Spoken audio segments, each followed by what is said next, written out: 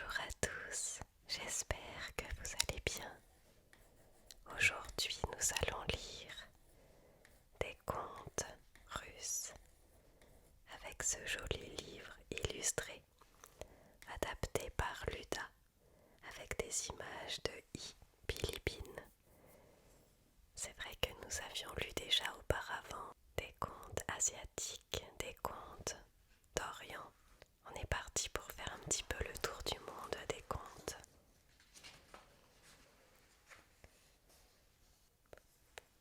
Je pense que nous les lirons tous, peut-être pas tous aujourd'hui. On a donc Vassilissa la très belle, la princesse grenouille, l'oiseau de feu, grande sœur et petit frère, Blanche Canette, Maria des mers, la plume de Finiste fier faucon. Et on commence avec Vassilissa la très belle. Il était une fois un marchand qui avait une fille unique, Vassilissa la très belle. Sa femme mourut alors que la petite allait sur ses 8 ans. Sentant approcher sa fin, la mère l'appela, prit une petite poupée cachée sous ses draps et dit à Vassilissa: « Écoute mes dernières paroles, obéis à mes dernières volontés. Je te donne cette poupée avec ma bénédiction maternelle. Garde-la, ne la montre à personne. Si tu es dans la peine, si quelque mal t'advient, offre à manger à ta poupée et demande-lui conseil, elle t'aidera dans le malheur. » La femme du marchand embrassa sa fille et mourut. Le veuf se désola comme il convient, puis songea à se remarier. Il choisit une femme plus très jeune, veuve comme lui, avec 2 filles de l'âge de la sienne. Une bonne ménagère, s'est-il dit, et mère de famille avisée. Il l'épousa donc. Mais la femme et ses filles étaient jalouses de Vassilissa. Elle la tourmentait, de besogne l'accablaient, pour que le vent et le soleil la fassent noircir, que le travail la fasse dépérir. Mais Vassilissa supportait tout sans se plaindre et devenait chaque jour plus belle, chaque jour plus blanche et rose, alors que la marâtre et ses filles qui ne bougeaient pas, ne faisaient rien de leurs 10 doigts, maigrissaient de dépit, jaunissaient d'envie. Ce qu'elle ne savait pas, c'est que sa poupée aidait Vassilissa. Le soir, quand tout le monde s'endormait, la jeune fille s'enfermait dans son appentis, servait à manger à sa poupée et lui racontait ses malheurs. « Petite poupée, mange à ta faim, écoute mes peines chagrins. Triste est la maison de mon père, la méchante marâtre veut ma perte. » La poupée mangeait, puis elle consolait Vassilissa, la conseillait, et au matin faisait tout le travail à sa place. Vassilissa se repose à la fraîcheur, cueille des fleurs et pendant ce temps, l'eau est puisée, les choux arrosés, le potager sarclé, le feu allumé. Et la jeune fille choyait sa poupée, lui gardait les meilleurs morceaux. Plus Vassilissa grandissait, plus elle embellissait et plus sa marâtre la haïssait. Un jour, le marchand dut partir en voyage pour longtemps. La marâtre s'en alla habiter une maison à l'orée de la forêt. Dans cette forêt vivait Baba Yaga, la vieille sorcière. Elle ne laissait personne approcher de son domaine et croquait les gens comme des poulets. Pour se débarrasser de Vassilissa, sa marâtre l'envoyait tout le temps dans la forêt, chercher ceci, apporter cela. Mais la jeune fille revenait saine et sauve. Sa poupée la guidait, l'éloignait de la maison de Baba Yaga. L'automne vint. Durant les longues soirées, les filles travaillaient, l'une à faire de la dentelle, l'autre à tricoter des bas, et Vassilissa à filer le lin. La marâtre leur donna la tâche pour la nuit et se coucha, ne laissant qu'une chandelle allumée pour les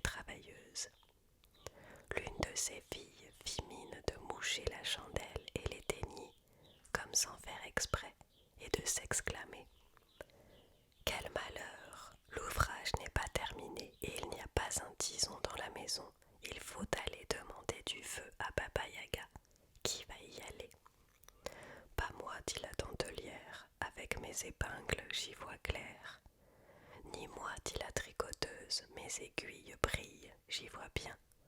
Et toutes les deux s'en prirent à Vassilissa. C'est à toi d'aller chercher du feu chez Baba Yaga. Et elles la poussèrent hors de la pièce. Vassilissa courut à son appentis, servit le souper à la poupée, lui dit en pleurant: Petite poupée, mange à ta faim, écoute ma peine chagrin. On me dit d'aller chez Baba Yaga, elle va me dévorer. Ne crains rien, lui répondit la poupée. Prends-moi avec toi et va tranquillement où l'on t'envoie. Tant que je suis là, nul mal ne peut t'arriver.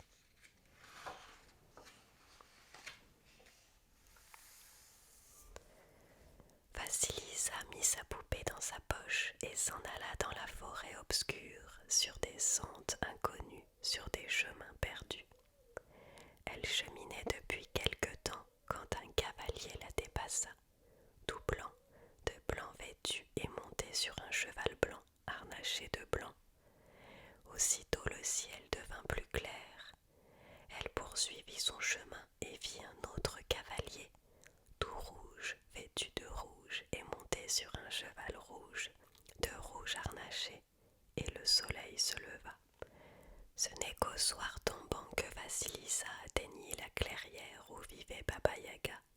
Sa maison d'ossements était faite, des crânes avec des yeux ornaient le faîte, pour montant de portail des tibias humains, pour loquet ferrure des bras avec des mains, et en guise de cadenas verrouillant la porte, une bouche avec des dents prêtes à mordre.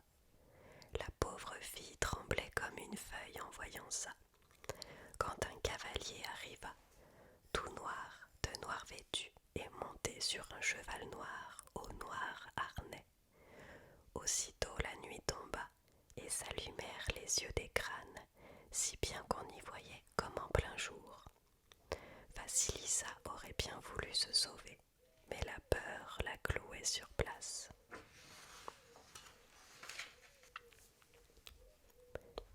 Tout à coup, il se fit grand bruit dans la forêt. Les branches craquaient, les feuilles crissaient, et déboucha dans la clairière Baba Yaga, vieille sorcière. Dans un mortier, elle voyage, du pilon l'encourage, du balai efface sa trace. Le mortier s'arrêta devant le portail. Baba Yaga eut l'air et s'écria: Ça sent la chair humaine par ici, montre-toi qui que tu sois. Toute tremblante, Vassilissa s'approcha en saluant bas. C'est moi, grand-mère, les filles de ma marâtre m'ont envoyé chez toi te demander du feu. Oh, je les connais, dit Baba Yaga. C'est bon, tu vas rester ici et me servir. Si le travail est bien fait, je te donnerai du feu, autrement je te mangerai. Baba Yaga se tourna vers le portail et cria: Déverrouillez-vous, cadenas résistant. Large portail, ouvre-toi à deux battants. Le portail s'ouvrit et Baba Yaga roula dans la cour en sifflotant. Vassilissa la suivit et le portail se referma. Une fois dans la maison, Baba Yaga s'affala sur un banc et ordonna à Vassilissa: Que tout ce qui est au four et dans le garde-manger devant moi vienne se ranger, et dépêche-toi, j'ai faim. Vassilissa se mit à la servir. Pâté et rôti, salmis et confit, tarte et tourte, jambon et soupe. Elle tira du cellier piquette et eau-de-vie, bière et vin à l'envi, de quoi boire manger pour 10. Baba Yaga nettoya tous les plats, vida broc et bouteilles jusqu'à la dernière goutte. Elle ne laissa pour Vassilissa qu'un quignon de pain, un peu de soupe et un bout de cochon rôti. Puis elle dit: Demain, après mon départ, tu balayeras la cour, nettoieras la maison, prépareras le dîner, rangeras le linge. Après ça, tu prendras dans la huche un boisseau de blé que tu vas trier grain par grain. Et tâche que tout soit bien fait, sinon je te mange. Elle se coucha et se mit à ronfler. Vassilissa servit à sa poupée les restes du souper de Baba Yaga et lui dit en pleurant: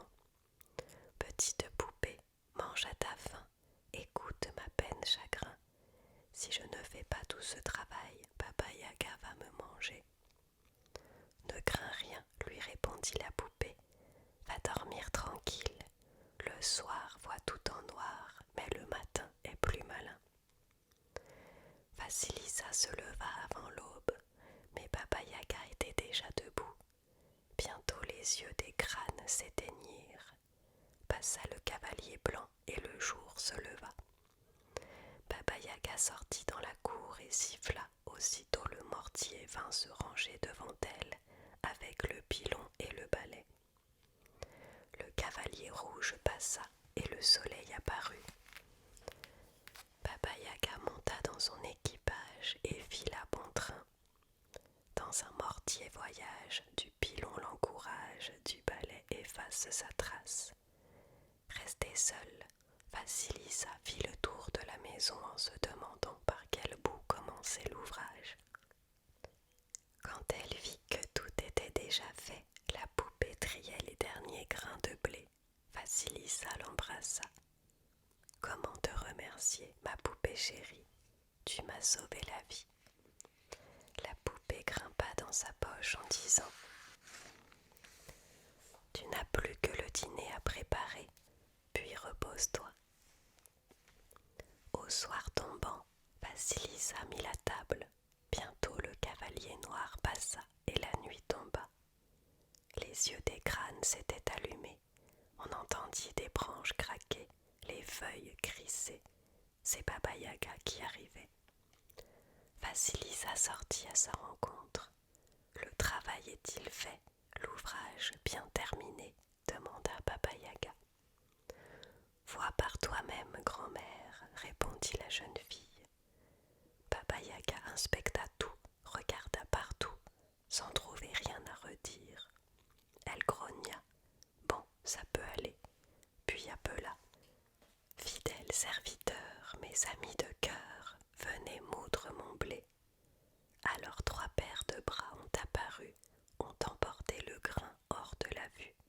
Baba Yaga dîna et se coucha en disant « Demain, en plus de tout ce que tu as fait aujourd'hui, tu vas trier un boisseau de graines de pavot. De la terre s'y est mêlée, tâche qu'il n'en reste pas trace, sinon je te mange. » Elle se mit vite à ronfler. Vasilissa servit sa poupée qui mangea et lui dit comme la veille « Va dormir tranquille, tout sera fait, le matin est le plus malin. » Le lendemain, l'ouvrage fait en un tournement, Vasilissa se reposa tranquillement. À son retour, Baba Yaga inspecta tout, regarda dans tous les recoins, ne trouva rien à redire. Elle appela. « Fidèles serviteurs, mes amis de cœur, venez presser l'huile de mes graines de pavot. » 3 paires de bras ont apparu, ont emporté les graines hors de la vue. Baba Yaga s'attabla pour dîner. Vasilissa la servait en silence et la sorcière grommela. « Pourquoi ne dis-tu rien? Tu es là comme une muette. » « C'est que je n'osais pas, grand-mère, mais si tu le permets, je voudrais bien te demander quelque chose. » « Demande, mais toute question n'est pas bonne à poser. D'en savoir trop long, on vieillit trop vite. » « Je voudrais que tu m'expliques ce que j'ai vu, grand-mère.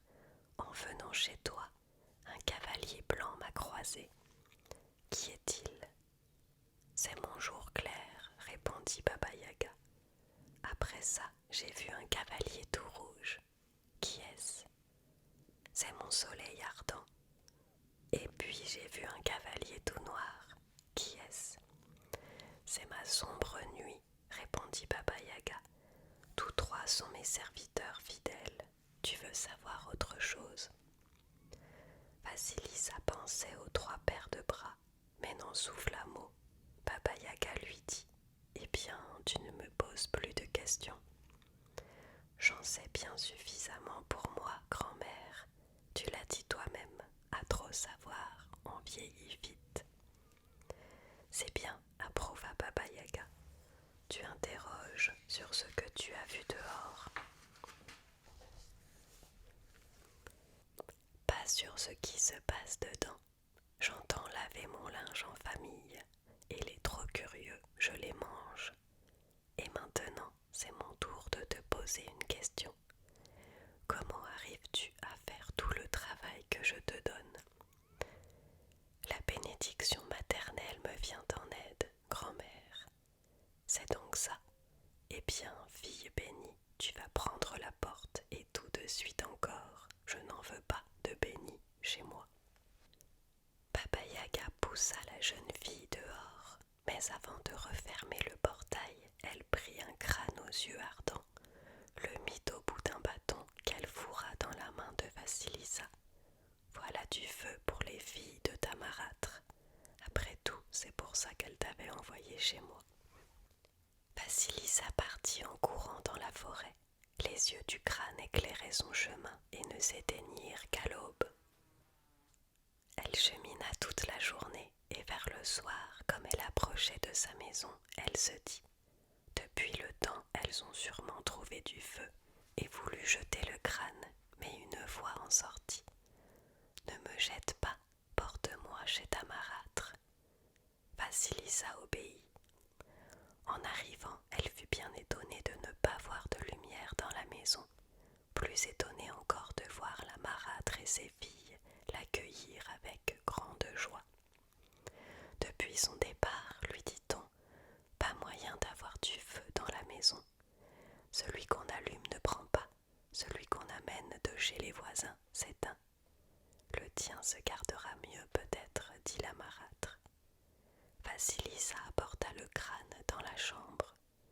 Aussitôt les yeux brûlants se sont fixés sur la marâtre et ses filles, les suivant partout, les consumant. En vain tentait-elle de fuir ou de se cacher, les yeux les poursuivaient et avant l'aube il n'en resta que cendre. Seule Vassilissa n'avait aucun mal. Au matin, Vassilissa enterra le crâne, ferma la maison et s'en alla en ville, où une vieille femme la recueillit en attendant le retour de son père. Un jour, Vassilissa dit à la vieille « Je m'ennuie à ne rien faire, achète-moi du beau lin, je vais le filer, le temps me durera moins. » La vieille lui apporta du lin, et Vassilissa se mit au travail. Entre ses doigts, le fuseau danse vire, le fil s'étire, plus fin qu'un cheveu, plus solide qu'acier. Elle eut vite fini de filer, voulut se mettre à tisser, mais aucun métier n'était assez fin pour son fil. C'est encore sa poupée qui l'aida, qui lui fabriqua un métier tel qu'on aurait pu tisser des toiles d'araignée avec. Vassilissa se remit à l'ouvrage et à la fin de l'hiver, la toile était tissée, si mince, si fine, qu'on aurait pu la faire passer par le chat d'une aiguille. Au printemps, on fit blanchir la toile sur le pré, au chaud soleil, au vent frais. Et Vassilissa dit à la vieille femme « Va au marché, grand-mère, vends cette toile et garde l'argent. » Mais la vieille se récria « Tu n'y songes pas, une telle marchandise à la foire ne traîne, au marché ne se promène, je vais la porter chez le tsar. »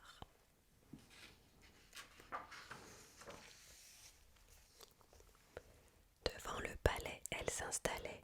Sous les fenêtres allait-venait, tant que le tsar s'étonna, de la croiser l'appela. « Que fais-tu là, bonne vieille? Que veux-tu? » « Je t'apporte une denrée rare, comme votre majesté n'est pas près d'en voir. Du beau, du précieux, à n'en pas croire les yeux. » Le tsar fit entrer la vieille et s'émerveilla de la toile. « Combien en demandes-tu, bonne vieille? » « Une toile pareille n'a pas de prix, nul ne peut l'acheter, le tsar seul peut la porter. Alors si votre majesté y consent, je te l'offre en joli présent. » Le tsar remercia la vieille qui partit chargée de cadeaux. Le tsar donna la toile à ses tailleurs pour qu'ils lui en fassent des chemises. Ces chemises, ils les coupèrent, mais pour ce qui est de les coudre, rien à faire. Ni tailleur ni lingère n'osait ouvrir une toile aussi fine, le tsar, impatienté, envoya chercher la vieille femme.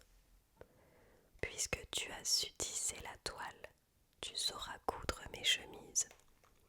Cette toile ne sort pas de mes mains. Ma fille adoptive l'a filée tissée, tout l'hiver y est passé. C'est son travail, son bel ouvrage. Eh bien, elle n'a qu'à coudre mes chemises. Quand la vieille lui rapporta l'affaire, Vassilissa sourit. Je me doutais bien que c'était travail pour mes mains. Et elle se mit à coudre. Dans ses doigts, l'aiguille vole, un point à l'autre se colle. La douzaine de chemises est prête en un rien de temps. La vieille les emporta chez le tsar et Vassilissa, qui avait son idée, se peigna, richement s'habilla, devant la fenêtre s'installa. Peu après, elle vit arriver un envoyé du tsar qui dit à la vieille: Où est cette habile ouvrière couturière? Sa majesté le tsar de ses yeux veut la voir, de ses mains veut la récompenser. Vassilissa se rendit au palais, et quand elle entra, quand le tsar la regarda, il en tomba amoureux sur le champ. Je ne te laisserai pas partir, ma douce beauté, sois ma femme. Le tsar prit par la main Vassilissa, la ravissante beauté, la fit asseoir à ses côtés, et on célébra leurs noces sans plus tarder. Bientôt le père de Vassilissa revint de voyage. Il fut tout heureux du bonheur de sa fille et resta vivre près d'elle. La vieille femme demeura aussi avec eux, et toute sa vie, la tsarine Vassilissa porta sa poupée sur elle, dans sa poche.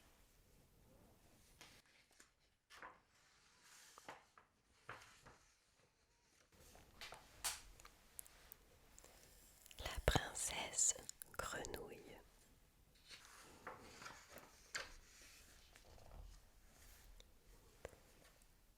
Dans un certain pays, un certain royaume, vivait un tsar qui avait 3 fils.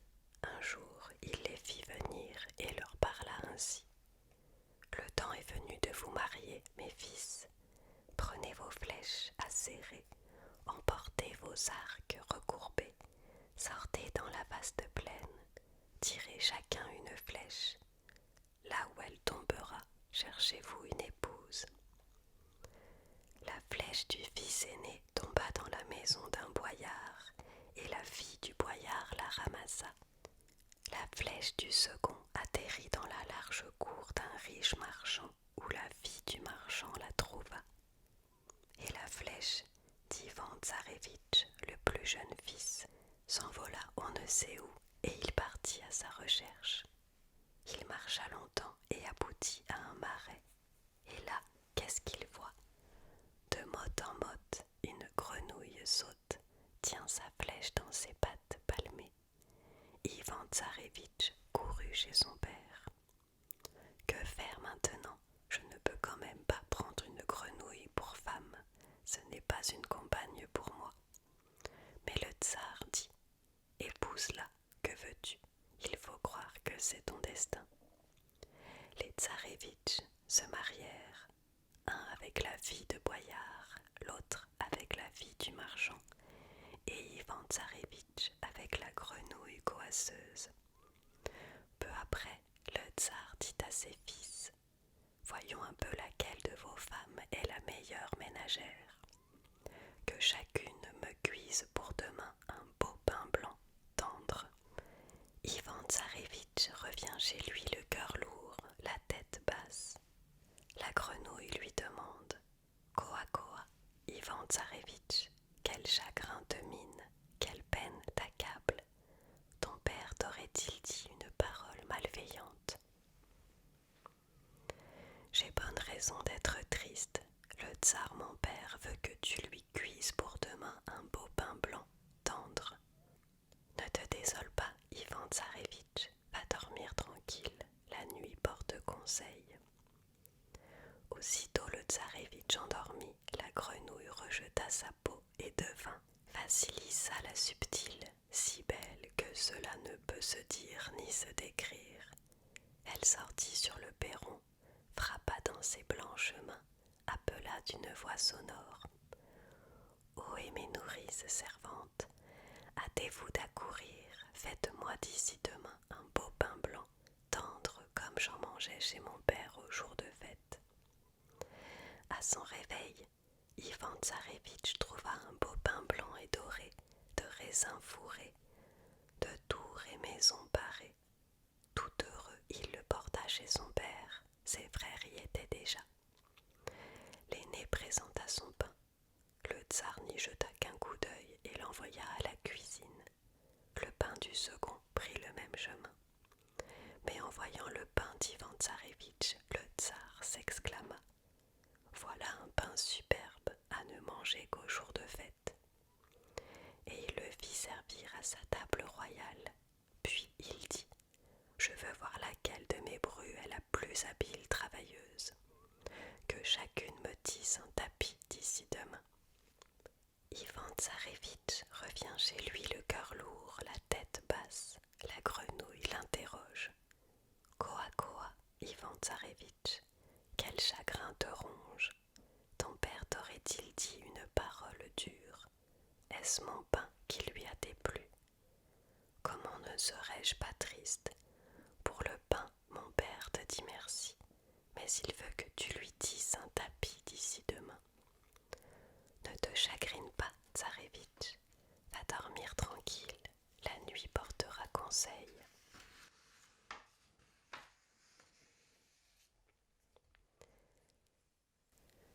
Le tsarevitch endormi, elle rejeta sa peau de grenouille, sortit sur le perron et frappa dans ses mains en appelant. Ohé mes nourrices servantes, hâtez-vous d'accourir, tissez-moi pour demain un tapis de soie comme il y en avait chez mon père. À son réveil, Ivan Tsarevitch trouva le tapis, de soie brodée, d'or et d'argent orné. Le pays entier y était représenté avec ses villes et villages, ses fleuves et montagnes. Le tsarevitch porta le tapis chez son père. Ses frères s'y trouvaient déjà. En regardant le tapis du fils aîné, le roi fit la moue. Pour l'entrée, ça peut aller, merci quand même. Il tâta le tapis du second et fronça les sourcils. Celui-là, il est juste bon à servir de paillasson. Là-dessus, Ivan Tsarevitch déploya le sien. Tout le monde en fut ébloui. Le tsar l'admirait, le caressait. Puis il donna l'ordre qu'on étende ce tapis devant mon trône royal. Puis il dit à ses fils de venir le lendemain avec leurs femmes au grand festin qu'il donnait. Je veux voir laquelle de mes brus fera la meilleure figure en société. Ivan Tsarevitch revient chez lui le cœur lourd, le visage sombre, la tête basse. La grenouille s'inquiète, l'interroge.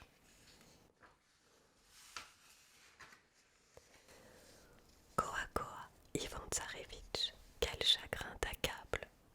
Le tsar, ton père, t'aurait-il dit quelques paroles dures, malveillantes? J'ai bonne raison de me tourmenter. Mon père veut que je t'emmène demain à son festin. Comment te montrerai-je aux gens? Ne te désole pas, Tsarevitch. Va seul chez ton père, je viendrai t'y rejoindre. Quand tu entendras un grand fracas, dis aux invités. C'est ma têtarde dans sa guimbarde qui arrive. À la fête du tsar, les frères aînés étaient venus avec leurs femmes, de brocarts vêtus, de perles parées, de pierreries constellées, et de se moquer d'Ivan Tsarevitch. Et ta femme, tu aurais pu la porter dans un mouchoir. Il t'en a fallu fouiller des marais bourbiers avant de la découvrir. Soudain on entendit un grand fracas. Les murs en tremblaient, les invités pâlissaient. Mais Ivan Tsarevitch leur dit « N'ayez pas peur, gens de bien, ce n'est que ma têtarde dans sa guimbarde qui arrive. » Devant le palais, un carrosse s'est arrêté, tout doré, de 6 chevaux blancs attelés. Vasilissa la subtile en descendit, si belle que cela ne peut ni se dire ni se décrire. Elle entra dans la salle du festin, prit Ivan Tsarévitch par la blanche main, le mena aux tables dressées, aux nappes damassées de mets rares couvertes. Le festin commença. Vassilissa la subtile trempe ses lèvres dans son verre, vide le reste dans sa manche gauche. Elle grignote une aile de cygne rôti, jette les os dans sa manche droite. En la voyant, ses belles sœurs en font autant. Après souper, on se mit à danser. Vassilissa la subtile, tout en dansant, secoua sa manche gauche. Un lac bleu apparut. Elle secoua sa manche droite. Des cygnes sur le lac voguèrent. Les belles sœurs d'en faire autant. De manche gauche agitée, elles ont aspergé les invités. Elles ont secoué les manches droites. Le tsar reçut un os dans l'œil. Il se fâcha et les chassa du palais. Ivan Tsarévitch, entre-temps, avait couru à la maison. Il trouva la peau de grenouille et la jeta dans le feu. En rentrant, Vassilissa la subtile la prit et devint toute triste. « Qu'as-tu fait, Ivan Tsarévitch ? Si tu avais attendu un peu, je serais tienne à jamais, et voilà qu'il faut nous dire adieu. Cherche-moi par-delà 29 pays, dans le 30e royaume. Chez Kochtchéi l'immortel, carcasse sans chair, corps sans âme. » En cygne blanc elle se changea, par la fenêtre s'envola. Ivan Tsarévitch pleura amèrement. Puis il dit adieu à son père et partit sans savoir où, droit devant lui. Le temps a coulé, le chemin a filé. À l'orée du bois, au bord de la route, Ivan Tsarévitch fit rencontre d'un vieux tout chenu. « Où t'en vas-tu comme ça, brave jeune homme ?» Le Tsarévitch conta ses malheurs et le vieux hocha la tête. « Pourquoi as-tu brûlé la peau de grenouille, Tsarévitch ? Ce n'était pas toi qui l'avais mise, ce n'était pas à toi de l'ôter. Vassilissa la subtile s'était montrée plus fine que son père, et il l'a changée en grenouille pour 3 années. Mais je veux t'aider, prends cette pelote de fil, suis là où elle roulera. » Ivan Tsarévitch le remercia et suivit la pelote. Comme elle roulait à travers bois, un ours sortit des taillis. Ivan Tsarévitch saisit son arc, mais l'ours lui dit d'une voix humaine : « Ne me tue pas, Tsarévitch. Un jour, je te rendrai service. » Ivan Tsarévitch l'épargna. Un peu plus loin, il vit un lièvre et ajusta sa flèche. Mais le lièvre lui dit d'une voix humaine : « Ne me tue pas, Tsarévitch.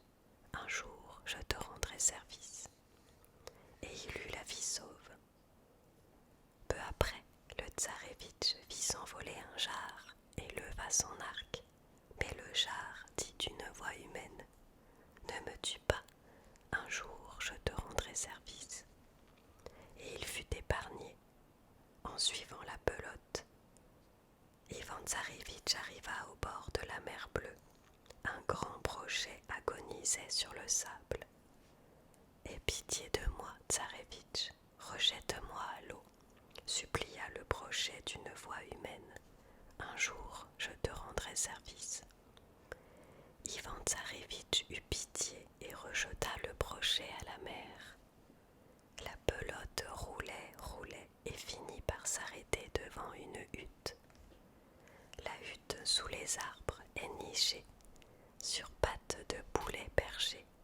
Dans l'eau se mire, sur elle-même vire. Ivan Tsarévitch dit : « Maison maisonnette, remets-toi comme on t'a faite, tourne-toi dos à la mer, face à moi. » La maisonnette tourna. Ivan Tsarévitch entra. Là, sur le poêle en brique, sur 9 triques, était couchée Baba Yaga, vieille sorcière. « Que viens-tu faire ici, Tsarévitch ? Quel vent te pousse ? Est-ce comme ça qu'on accueille un voyageur ? Il faut d'abord le mener au bain, le faire manger à sa faim, boire à sa soif. quand il aura pris du repos, on peut l'interroger, pas avant. Baba Yaga s'empressa. Une fois Ivan Tsarevitch baigné, soigné, nourri, abreuvé, bien reposé, il lui conta ses peines. Elle soupira. Ce n'est point facile de tirer Vassilissa la subtile des griffes de Koshchei l'immortel. La mort de Koshchei se trouve à la pointe d'une aiguille. L'aiguille est dans un œuf, l'œuf dans une canne, la canne dans un lièvre, le lièvre dans un coffre, le coffre au sommet d'un chêne que Koshchei garde comme la prunelle de ses yeux, et ce chêne se trouve à tel endroit. Ivan Tsarevitch la remercia chaudement, se mit en chemin hardiment. Retrouva le chêne promptement. Mais le chêne est haut, le chêne est grand, impossible de le secouer, pas moyen d'y grimper. Que faire? Là-dessus, un ours sortit des bois, déracina le chêne d'une seule poussée. Le coffre tomba et se brisa. Du coffre, un lièvre avait bondi qui partit en courant à travers champs, mais un autre lièvre sur lui se rua. À coups de patte le tua dans les sacs touffes de poils éparses. De l'intérieur du lièvre, une canne s'évada, haut dans le ciel bleu s'envola. Mais un jar sur la canne fondit, de coups d'aile l'étourdit dans les sacs plumes voletantes. De la canne un œuf s'échappa, dans la mer profonde tomba. C'est alors qu'un brochet arriva, dans sa gueule l'œuf attrapa. À Ivan Tsarevitch le porta. Le Tsarevitch prit l'œuf et s'en alla chez Koshchei. En voyant l'œuf, Koshchei se mit à trembler. Ivan Tsarevitch ne dit rien, fait sauter l'œuf de main en main, et à ce petit jeu-là, Koshchei se tord de douleur. Alors le Tsarevitch cassa l'œuf, prit l'aiguille et en brisa la pointe. Et ce fut la fin de Koshchei l'immortel, carcasse sans chair, corps sans âme. Ivan Tsarevitch délivra Vassilissa la subtile et revint avec elle dans son royaume.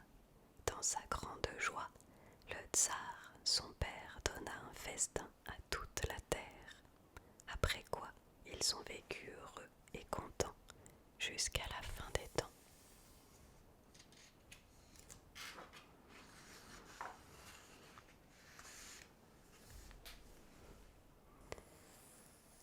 L'oiseau de feu.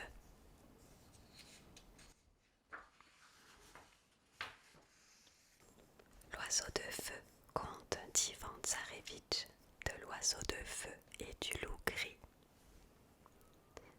Dans un certain pays, dans un certain royaume, vivait le tsar Démion avec ses 3 fils, Piotr Tsarevitch, Vassili Tsarevitch et Ivan Tsarevitch.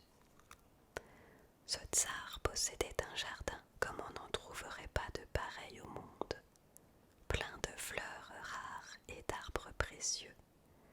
Le plus précieux de tous était un pommier qui donnait des pommes d'or. Le tsar prenait grand soin de ce pommier, en comptait les pommes chaque soir, les recomptait chaque matin, et il s'aperçut que la nuit quelqu'un saccageait son jardin. Le soir, une belle pomme sur la branche mûrit, et au matin, ni vue ni connue, elle a disparu. Les gardiens n'y pouvaient rien, et le tsar en perdait le boire et le manger, la paix et le sommeil. Un jour, il appela ses fils. Ça ne peut plus durer. À celui de vous qui découvrira et prendra notre voleur, je laisserai la moitié du royaume de mon vivant, et à ma mort, il l'aura tout entier. Les fils ont juré d'attraper le voleur, et c'est Piotr Tsarevitch qui le premier monta la garde. Il fit le tour du jardin, se coucha sur le gazon, tomba dans un sommeil profond. Quand il se réveilla, plusieurs pommes d'or manquaient. Dès son réveil, le tsar appela Piotr Tsarevitch. bonne nouvelle, fils, as-tu vu le voleur ? Non, père, et pourtant j'ai veillé toute la nuit, fouillé les taillis. Je me demande où ces pommes sont passées. La nuit suivante, ce fut le tour de Vassili Tsarévitch. Il regarda sous les buissons, s'assit sur le gazon, tomba dans un sommeil profond. Au matin, d'autres pommes d'or manquaient. Alors, fils, as-tu vu le voleur ? Lui demanda le tsar. Non, mon père, j'ai guetté de mon mieux, n'ai pas fermé les yeux, n'ai vu personne, je n'y comprends rien. La nuit d'après, Ivan Tsarévitch prit la garde. De peur de s'endormir, il marchait sans arrêt. Si le sommeil venait, si la fatigue le prenait, il se débarbouillait avec la rosée, reprenait sa veillée. Sur les minuit, il aperçut une grande lueur qui s'approchait du jardin, et bientôt on y vit clair comme en plein jour. L'oiseau de feu perché sur le pommier picorait les pommes d'or. Ivan Tsarévitch se glissa en catimini, saisit l'oiseau par la queue, mais l'oiseau de feu se débattit si bien qu'il s'échappa, ne laissant qu'une plume dans la main du Tsarévitch. Au matin, Ivan Tsarévitch raconta à son père quel voleur saccageait leur jardin et lui montra la plume de l'oiseau de feu. Le tsar se réjouit, retrouva sommeil et appétit, d'autant plus que l'oiseau ne revint plus voler ses pommes d'or. Mais à regarder la plume, l'oiseau de feu tout entier lui faisait envie. Le tsar y pensait jour et nuit, et il finit par appeler ses fils. Pourquoi n'iriez-vous pas courir le monde chercher cet oiseau de feu ? Autrement, un de ces jours, il reviendra voler nos pommes. Les deux aînés ont obéi. Ils ont scellé leur coursier rapide, revêtu leurs armures solides et sont partis à l'aventure. Mais vu son jeune âge, le tsar garda près de lui Ivan Tsarévitch. Celui-ci en fut tellement marri, il supplia tant son père que le tsar finit par le laisser partir à son tour. Un conte est vite dit, les choses se font plus lentement. Ivan Tsarévitch chevaucha longtemps et arriva à une croisée de chemin. Là, sur une borne de pierre, il était écrit « Celui qui ira tout droit aura froid et faim. Celui qui prendra à droite restera sain et sauf, mais perdra son cheval. Et celui qui ira à gauche sera tué, mais son cheval vivra. » Réflexion faite, Ivan Tsarévitch prit le chemin de droite pour ne point perdre la vie. Il chemina ainsi 3 jours durant et parvint à une grande et sombre forêt. Soudain, un loup gris bondit à sa rencontre. Le Tsarévitch n'eut même pas le temps de dégainer son glaive que le loup égorgeait son cheval et disparaissait dans les fourrés. Que faire sans cheval ?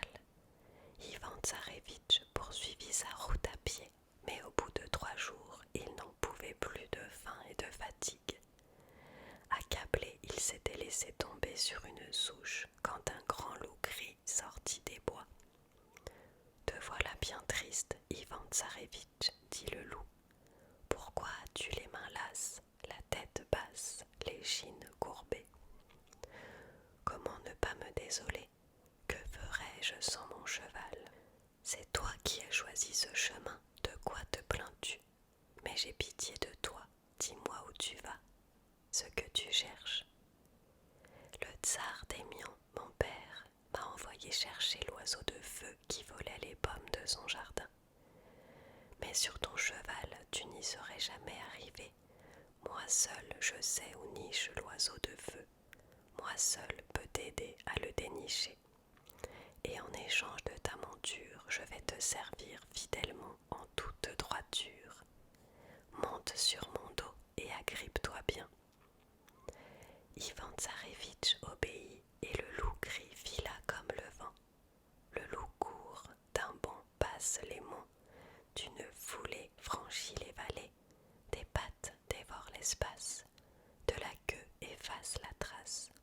Le Tsarévitch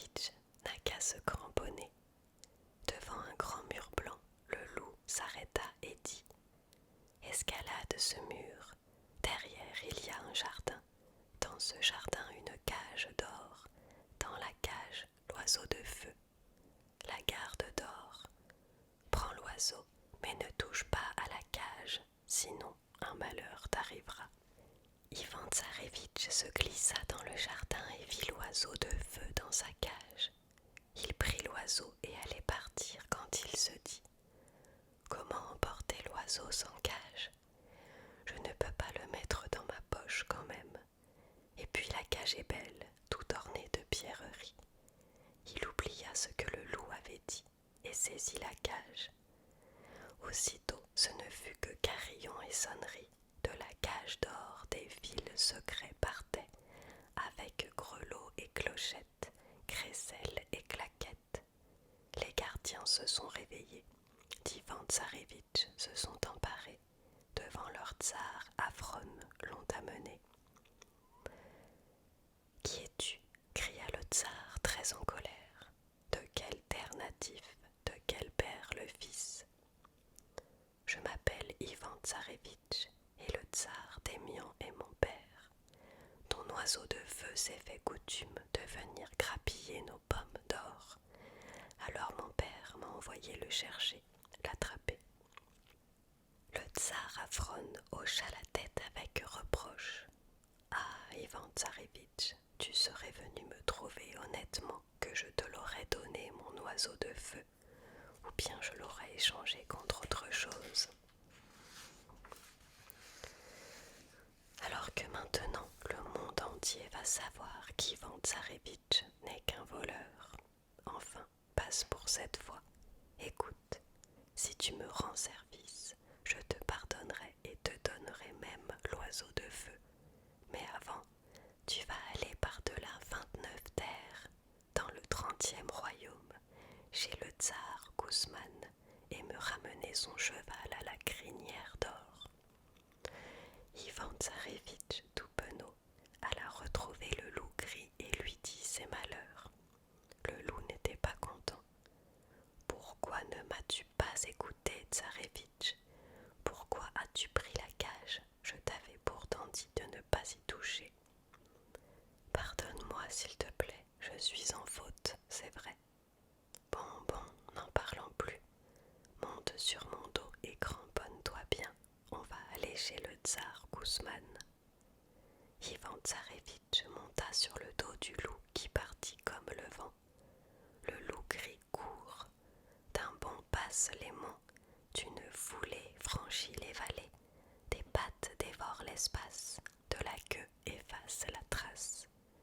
En peu de temps, ils arrivèrent chez le tsar Kousman, devant ses écuries de pierre blanche. Le loup dit au tsarevitch : « Les gardiens sont endormis, va chercher le cheval à la crinière d'or, mais ne touche pas à sa bride, sinon un autre malheur t'arrivera. » Ivan Tsarevitch se glissa dans l'écurie, prit le cheval par sa crinière d'or et allait partir, quand il vit une bride d'or pendue au mur et se dit : « Comment mener un cheval sans bride, et celle-là est si belle ?» Mais dès qu'il la toucha, ce ne fut que carillon et sonnaille. Le garde se réveilla. d'Ivan Tsarevitch s'empara. Devant le tsar, Kousman l'amena. Le tsar cria, très en colère : « Qui es-tu? De quelle terre natif, de quel père le fils, et comment oses-tu toucher à mon cheval ? » Le tsar d'Émian est mon père, Ivan Tsarevitch est mon nom. Ah, Ivan Tsarevitch, il fallait venir me trouver honnêtement. Par respect pour ton père, je t'aurais donné mon cheval. Et maintenant, toute la terre saura que le tsarevitch n'est qu'un voleur de chevaux. Ce sera du joli. Enfin, je veux bien te pardonner et même te faire cadeau du cheval à la crinière d'or. Mais va d'abord à 29 terres d'ici, dans le 30e royaume, et ramène-moi la fille du tsar Dalmat, la princesse Hélène la Belle. Ivan Tsarevitch, pleurant de honte, alla raconter au loup ses malheurs. Le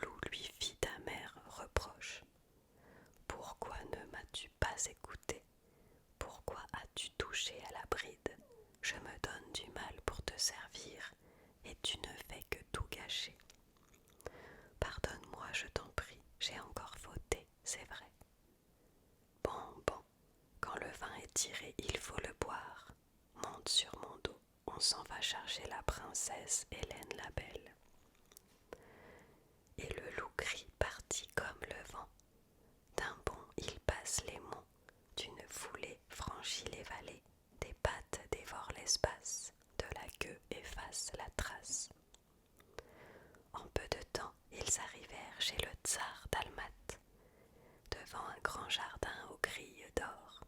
Le loup dit: cette fois, tsarévitch, je vais moi-même chercher la princesse. Toi, tu vas m'attendre dans ce bois, sous le chêne vert.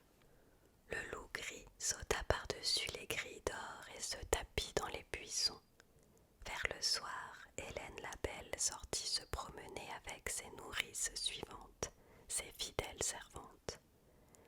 Comme elle se penchait pour cueillir une fleur, le loup bondit, la jeta sur son dos et s'enfuit.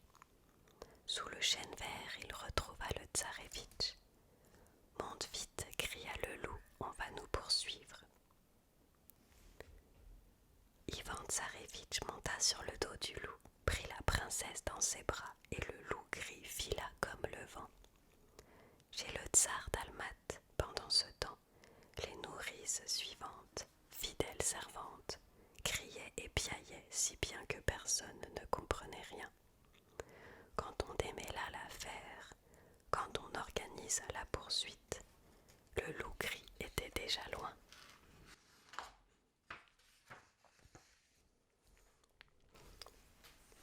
De peur, Hélène la Belle s'était évanouie.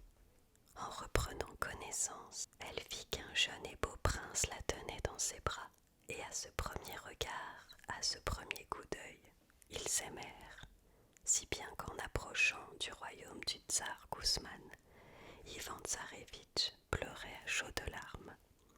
Le loup lui demanda: « Pourquoi pleures-tu, Tsarévitch? Quel chagrin est le tien ?»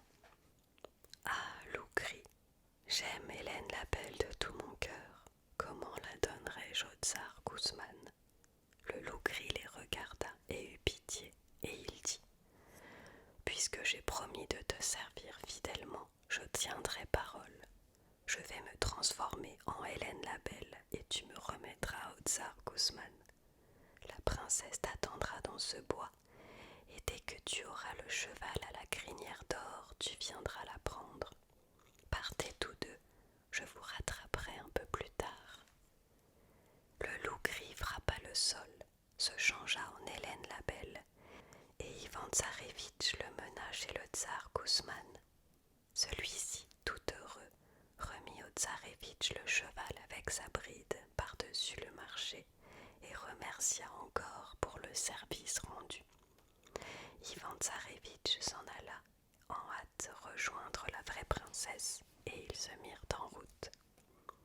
Pendant ce temps, le tsar Kousman célébrait ses noces. Sur les tables de chêne, sur des nappes blanches, on servait des mets fins, de vieux hydromel et vin. Les invités criaient: vive la mariée!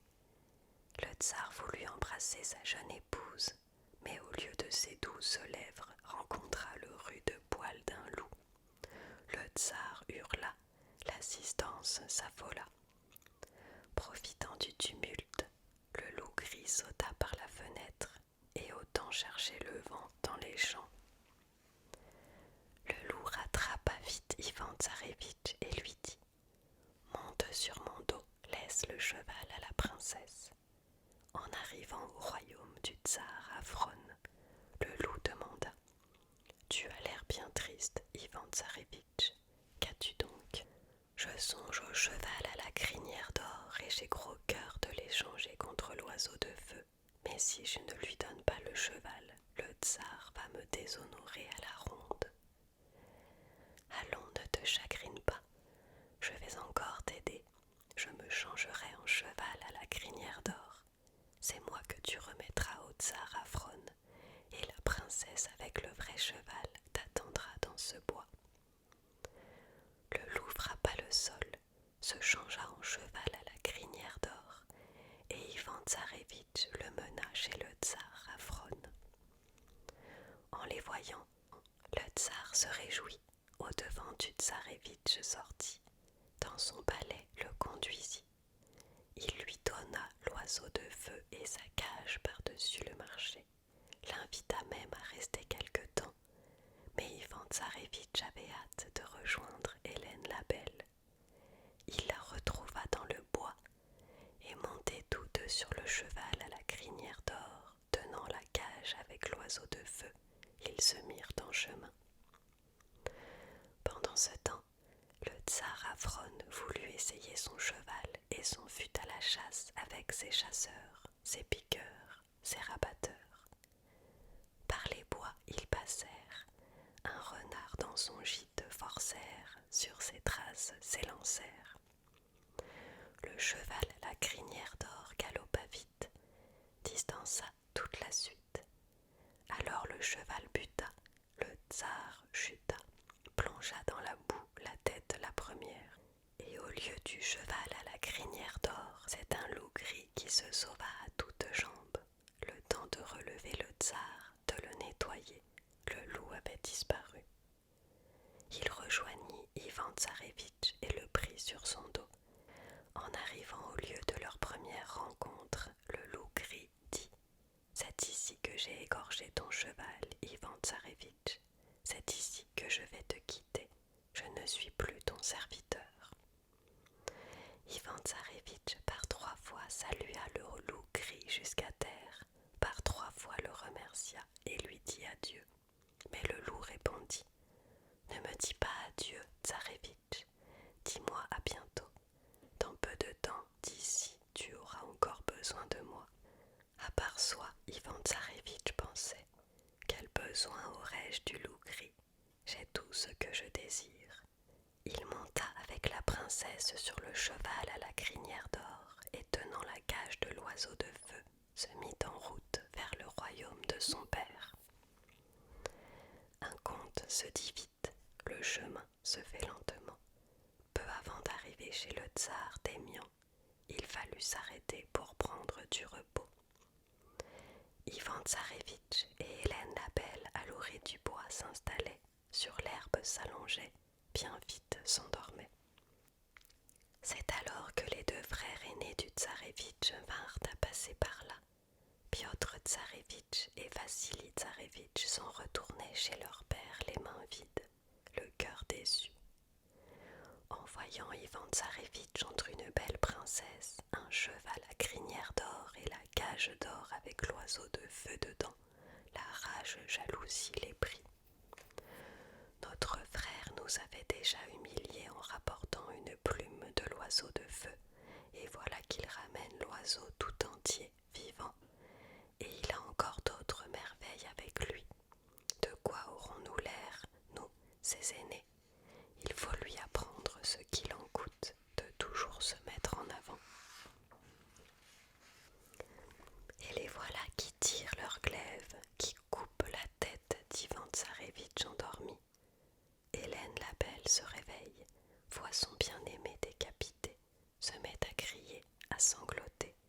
Mais Piotr Tsarévitch appuya la pointe du glaive sur son cœur. « Tu es entre nos mains, lui dit-il. Nous allons te ramener chez le tsar notre père, et tu diras que c'est nous qui t'avons conquise. Toi et le cheval à la crinière d'or et l'oiseau de feu. Fais serment de parler ainsi, sinon je te tue. » Hélène la Belle avait peur de mourir. Elle jura tout ce que les autres voulaient. Alors les 2 frères tirèrent au sort pour savoir qui l'aurait.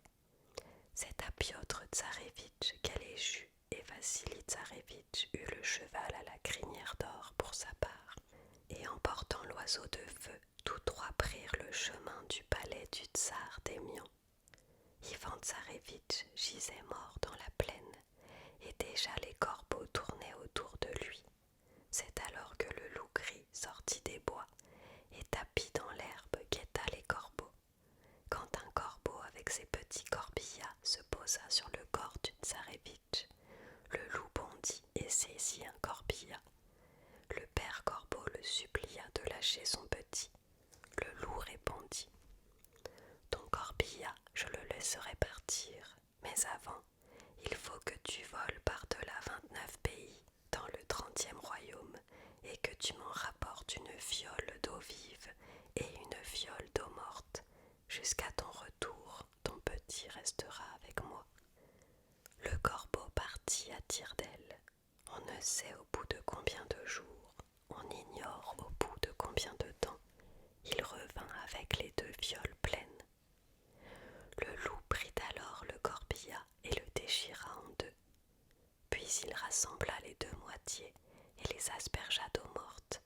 Le corps de l'oiseau se ressouda. Le loup l'aspergea d'eau vive. Le corbillard s'ébroua et s'envola. Le loup gris remit la tête d'Ivan Tsarévitch sur ses épaules et l'aspergea d'eau morte. Le corps se ressouda aussitôt. Il l'aspergea d'eau vive et Ivan Tsarévitch bâilla, s'étira et dit: Oh, que j'ai dormi longtemps! Tu dis vrai, Ivan Tsarévitch, et sans moi tu dormirais encore. Sache que tes frères t'ont tué pour s'emparer d'Hélène la Belle, du cheval à la crinière d'or, de l'oiseau de feu. Monte vite sur mon dos, je vais te mener chez ton père, parce que aujourd'hui même, ton frère Piotr Tsarévitch doit se marier avec Hélène la Belle. Ivan Tsarévitch monta sur son dos et le loup gris l'emporta comme le vent jusqu'aux portes de la capitale du tsar d'Émian. Arrivé là, le loup gris dit: À présent, Ivan Tsarévitch, disons-nous adieu à tout jamais. Va vite, dépêche-toi de rentrer à la maison. Et le loup gris disparut. Ivan Tsarévitch rentra dans la ville. Il vit les maisons de feuillage ornées, les rues où les oriflammes flottaient, les gens en habits de fête, toute la cité en liesse. Comme il demandait le pourquoi de ces réjouissances, on lui répondit. Ivan Tsarévitch pressa le pas. Aux abords du palais, un garde le reconnut et courut en hâte annoncer l'heureuse nouvelle au tsar son père. Mais le Tsarévitch fut plus rapide que le garde. Le premier dans la salle, il entra. À ses frères félons se montra. En le voyant, Piotr Tsarévitch fut pétrifié de stupeur. Vassili Tsarévitch manqua mourir de peur. Et pendant ce temps, Hélène la Belle de table se levait. Vers Ivan Tsarévitch venait, par la main le prenait, devant le tsar d'Émian la menait. Voici celui qui m'a conquise, voici mon seul véritable promis fiancé. En apprenant la vérité, le tsar d'Émian entra dans une grande colère et chassa ses 2 fils aînés hors de sa vue. On célébra en grande pompe le mariage d'Ivan Tsarévitch et d'Hélène la Belle, et ils vécurent tous sans tracas ni peine, gardant cœur en joie et maison pleine.